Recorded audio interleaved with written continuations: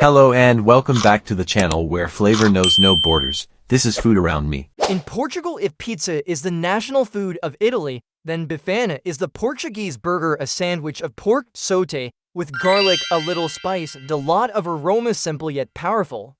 People eat bifana at football games and bars or simply on the way to work, but this is not just street food. Bifana carries a whole cultural story. Think about it: pork marinated with garlic, white wine, and spices, a legacy from Rome and the Arabs. The crusty bread owes much to the Jewish tradition of baking, and the ritual of turning every meal into something sacred belongs to the Portuguese. Eating bifana is not only eating, it is joining a small ceremony where flavor meets history.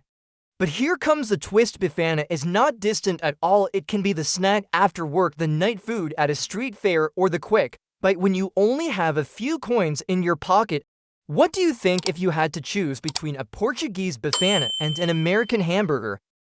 In Portugal, there is a food monster on the table called Francesinha. Do not be fooled by its sandwich look. This is not a light meal. Francesinha is built in layers. Bread, ham, sausage, steak, then covered with melted cheese and drenched in a spicy beer sauce. Heavy, hot, and full of energy, it was made to crush the strongest hunger.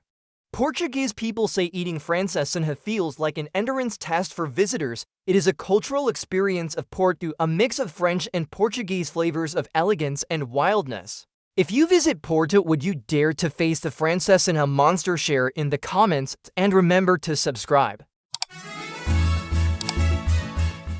In Portugal, if you need a quick meal but with serious power, then prego no pau is the #1 choice. It sounds simple: a sandwich with beef marinated in garlic and seared on a hot pan. But do not underestimate it. This is Portuguese fast food that is both quick and heavy. The magic is in the contrast. The crusty bread holds juicy, tender beef, while the garlic aroma fills the air. Many people enjoy it with a beer or a glass of red wine. It is the classic bite after a football match, at the bar, or just a fast dinner on the go. Here comes the twist: the word prego actually means a nail. Eating this sandwich is like getting nailed with energy for the rest of the day. Funny, but true, you just cannot resist it. Do not forget to subscribe for more world food stories.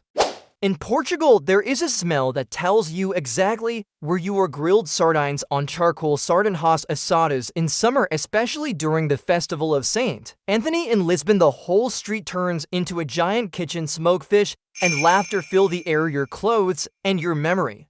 At first glance, it is just a small fish on hot coals, but behind sardinhas assadas there is a long cultural story. The Romans praised sardines as cheap and strong protein. The Jewish and Arab traditions shaped the marinades and grilling. The Portuguese turned it all into a ritual, a street party where bread and sardines meet in every hand.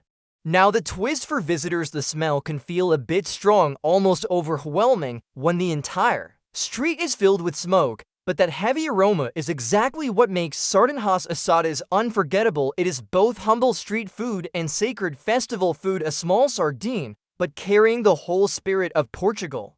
In the US, grilled fish is often a family BBQ, but in Portugal, sardinhas assadas turns the entire street into a smoky, flavorful festival. In Portugal, there is a dish that feels like a ritual and a street party at the same time: chorico assado, spicy sausage grilled on fire. This is not just sausage. People place a whole chorico on a clay dish, pour strong liquor on it, and light it. The blue flames roast the meat while turning the table into a little ceremony. Of course, a glass of red wine is always waiting to match the flavor. Looking deeper, chorico asado carries layers of history, Roman methods of curing meat, Arab spices, and even Jewish traditions in food preparation. Every bite of sausage is not only heat and smoke, but a cultural journey across centuries. For tourists watching a sausage catch fire, the table can be shocking, almost like the restaurant is burning down. If there's one dish that represents both religious ritual and street fun in Portugal, it is bolinho de bacalhau, crispy golden fried codfish cakes. At first sight, they look like simple little fritters, but bolinho de bacalhau carries centuries of history. Salted codfish bacalhau is seen as a protector of the Portuguese table, especially during Catholic holy days when meat was forbidden. From that tradition came these golden fish cakes, sacred yet everyday.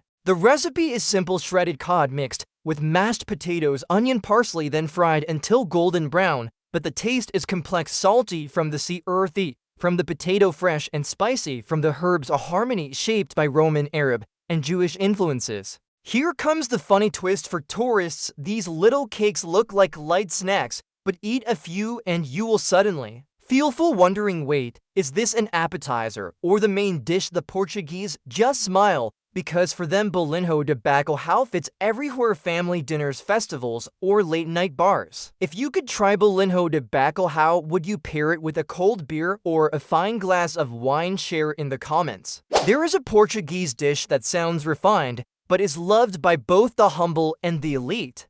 Amijo is a bolhau pato, clams sautéed with white wine, garlic, and cilantro, simple, yet full of ritual.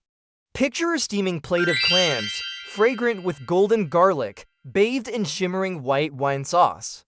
The Portuguese do not rush. They dip crisp bread into the sauce as if performing a sacred ritual with the ocean's holy water. This dish carries both literary prestige and street food energy.